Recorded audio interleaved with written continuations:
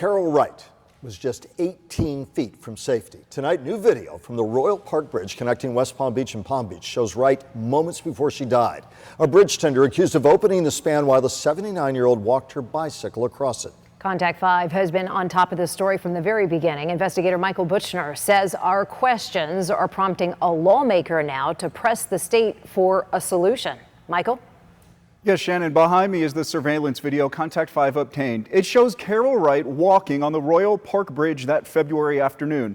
Every day, people do this same thing on bridges all over, assuming they're safe. We wanted to know what the state is doing to prevent another tragedy like this one. You can't even begin to imagine what's about to happen to her. She has no idea what's about to happen. It's the last few frames Everybody's worst nightmare of Carol Wright's story. She was 18 feet away from being safely off the bridge and going home that day. The 79-year-old died minutes later. There's a tragic irony here. When the bridge tender, Artizia Polk, now charged with manslaughter, raised the Royal Park Bridge. Police claim Polk, who has pled not guilty, failed to visually check the bridge before opening it. She yields to other pedestrians, she yields to bicyclists for a minimum of 10 seconds. 10 seconds is more than ample enough time for her to get 18 feet off the bridge and ride her bike home. Wright's niece spoke with Contact 5 in March. You don't want to think about the details because they're so gruesome and so tragic and so horrible and so preventable. So preventable. Attorney Lance Ivy represents Wright's family and gave us the video he got from West Palm Beach police. She's going to be trapped in this walkway for several minutes, experiencing just a painful mental and physical death. Following Wright's death in February, Contact 5 traveled to the 5th Street Bridge in Miami.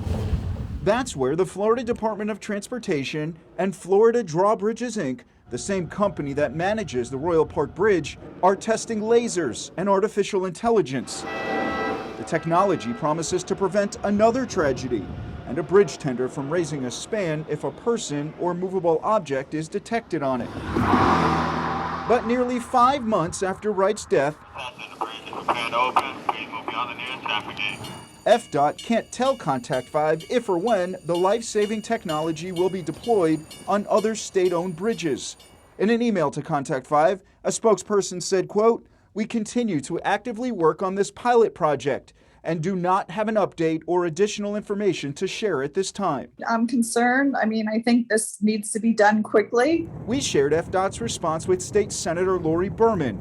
She sits on the Senate's Transportation Committee. We know that people's lives are at stake, so the quicker that we can act, the better it will be for the public. Senator Berman has been vocal about bridge safety and the need for new technology after Contact 5 first exposed a series of troubling mishaps on local bridges earlier this year. I will also follow up with FDOT and see if they have any additional information as to a timeline. This should have never happened.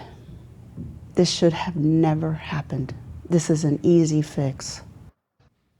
Wright's family has filed a lawsuit against the bridge tender and Florida Drawbridges, Inc. Meanwhile, we've learned Palm Beach County is also exploring new safety enhancements, cameras, and additional training for its bridge tenders and 9 movable bridges. For now, pedestrians and motorists will have to put their faith in these bridge tenders. I'm Contact 5 investigator Michael Buchner, WPTV News Channel 5.